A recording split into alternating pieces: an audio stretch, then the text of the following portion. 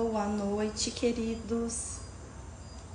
Iria fazer a live pelo YouTube, porém tive um probleminha técnico e aí a live será feita por aqui, a nossa leitura de hoje.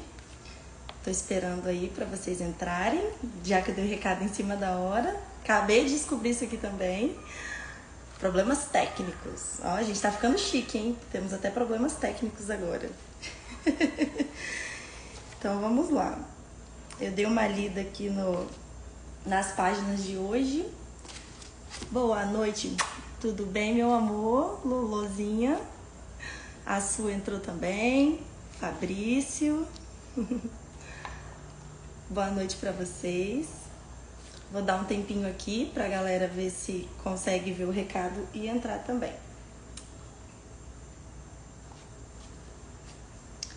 Ontem nós paramos na página de número 20, lembrando que essa é uma leitura, né? É um clube do livro, onde a gente vai ler juntos 10 minutinhos todos os dias. Então, o livro da vez é O Dilema do Porco Espinho, de Leandro Carnal. E nós paramos ontem na página 20. Só para recapitular um pouquinho, ontem ele estava falando um pouquinho sobre a Bíblia, contando um pouco ali da história bíblica, de Adão e Eva, como foi constituída a primeira família, né, na Terra. E aí ele faz algumas observações, ele traz algumas reflexões pra gente, né? O Leandro Carnal, ele é um professor e um filósofo, então ele vai sempre tentar levar a gente para várias linhas de pensamento, vários pontos de vista. E então ele vai falar ainda um pouco mais nessa página, nessas duas próximas páginas. Aliás, na próxima, só nessa primeira aqui, a 20ª. Depois ele vai falar um pouquinho de Charles Darwin. Então vamos lá, acho que deu tempo, né, da galera entrar. Então vou começar, tá? Lembrando que estamos aqui na página 20. No capítulo 38 de Gênesis, surge um personagem menos citado na memória religiosa, Onã, filho de Judá. Como seu irmão, Ré, morrera sem herdeiros, Deus ordena de forma expressa: une-te à mulher do teu irmão, para cumprir a obrigação do cunhado e assegurar uma descendência para teu irmão. Isso está lá em Gênesis 38, 8. É importante lembrar que, segundo o mesmo capítulo, o irmão de Onã tinha sido morto por Deus, pois desagradara ao Senhor. O nome de alguém infiel a Deus deveria servir para que a justiça divina barrasse a continuidade do nome. Pois bem, mesmo no caso em questão, um homem que desagradava ao Senhor, o imperativo da descendência era superior. Ou seja, gente, por mais que a pessoa ali fizesse algo que desagradasse a Deus, o importante ainda era perpetuar a espécie. Para o cristianismo, sempre o mais importante é que se case, que tenha filhos, né? Então é mais ou menos isso. Para encerrar a curta história, Onã usou de recursos atípicos para não engravidar a cunhada. E Deus, por fim, matou também o segundo filho de Judá. Como fez com o primeiro, né? Como extinguir o primeiro. A obrigação de se multiplicar e permitir que o nome permaneça sobre a terra é causa de uma pena capital. Onã, ao desobedecer a ordem e crescer e se multiplicar, foi condenado à morte. Ressaltemos, com a narrativa, a imensa importância para Deus que os homens e mulheres cumpram um dever, que foi o que eu acabei de dizer. Estar só, não ter filhos, não se casar, não colaborar com a permanência do nome é um ato que contraria o cerne do plano de Deus. Onã acabaria dando nome ao vício do onanismo, ou seja, a masturbação. Não temos criança aqui não, né, gente? Não temos não. Ainda que nada disso possa ser extraído das escrituras. Vamos saltar milênios agora. Para os patriarcas e personagens da Torá, da história, né, do livro, A relação com Deus é pessoal e as ordens são claras, raramente se levando em conta atenuantes ou interpretações. Ficar sozinho é uma exceção que deve ser evitada. O judaísmo nunca viu efetivo valor no celibato ou na castidade. Vamos deixar o campo dos textos sagrados e avançar até o século XIX. Quero tratar de um cientista vitoriano, Charles Darwin. Ou seja, agora ele para de falar da Bíblia e vamos falar um pouquinho do século XIX ali, da história de Charles Darwin. Gente, a escrita de Leandro Carnal é assim. Ele vai pegando vários autores e vai trazendo vários pontos de vista. Então vamos lá. Vamos deixar o campo dos textos sagrados e avançar ao século XIX. Quero tratar de um cientista vitoriano, Charles Darwin, dono de uma renda confortável, absorvido existencialmente por suas pesquisas.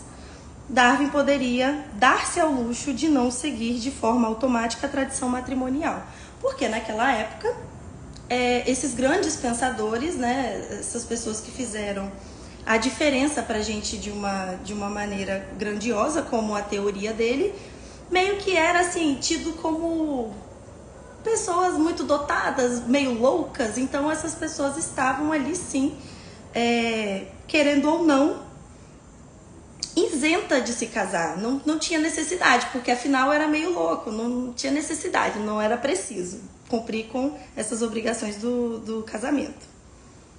Algo que seria raro até hoje, ele decidiu afastar-se do conceito pela reflexão e ponderar os prós e os contras. Ele falou que ele não queria casar, mas depois ele começou a ponderar. E ele falou, não, vou fazer uma lista, o caso de ontem, hein? Vou fazer uma lista e aí eu vou ver se vale a pena casar ou não. Beleza. Então vamos lá. Talvez só um cientista com a fleuma britânica pudesse realizar isso. Mas o pai da teoria da evolução fez uma lista de pontos positivos e negativos do casamento. No verão de 38, o naturalista completou 29 anos. No século XIX, isso significava um homem plenamente adulto, já tendo percorrido parte expressiva da sua existência. Vamos relembrar um pouquinho a história. Porque nessa época, 29 anos era mais ou menos como se a gente tivesse uns 50 anos hoje, porque a perspectiva de vida era bem menor do que a que nós temos hoje. Talvez fosse justo, pela comparação, supor que Darwin tivesse na casa dos 50 anos hoje, é o que ele fala aqui. É um momento crucial. Ou seja, gente, vamos pensar bem. Hoje a gente com 50 anos, o que a gente quer? Se eu tô vendo aí uma galera com 20 anos querendo casar, querendo construir família, imagine com 50 anos. Como não seria? A saúde existe, mas há indícios de que a plena primavera ficou para trás. O ritmo de vida deixou de ser ascensional. Ou seja, tudo vai ficando mais devagar, vai se planejando mais, vai se pensando diferente. A ideia de casar ou de ter filhos pode ter sido acelerada pela cronologia. Diante da reflexão, Darwin tenta tornar claro e racional algo que era visto como mais automático pelos seus conterrâneos. Pausa rapidinho para a água, gente, molhar a garganta aqui.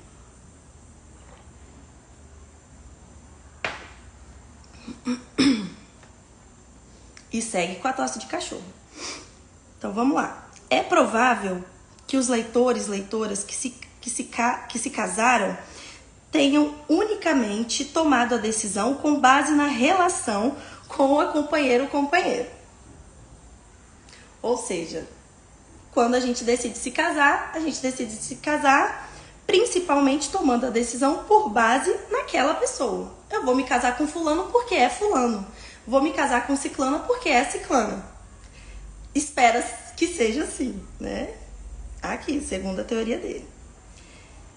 Se o amor pareceu sólido e intenso, a ideia de casamento foi crescendo. A vitória da subjetividade romântica ainda não deveria ser total. Gente, eu tenho que ficar de olho na hora. A gente começou mais tarde hoje, então vamos um pouquinho até mais tarde.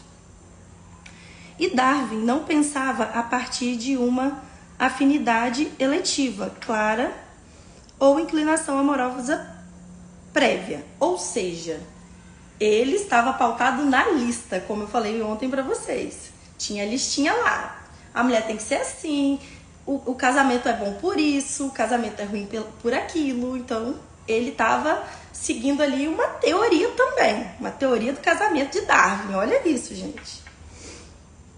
Sua prima Emma parecia ser a candidata perfeita, a candidata que o fez considerar a hipótese de se casar. Ou seja, surgiu um amor, vou repensar aqui. As imagens mostraram uma mulher bonita e a biografia a pinta como uma pessoa sensata e amorosa. No nosso mundo, o afeto de um pelo outro já marcaria a data do enlace. Darwin ignora isso e afirma que havia motivos bons para o enlace. O primeiro motivo era a possibilidade de filhos. Outro impulso positivo, a companhia agora e na velhice e o cuidado recíproco.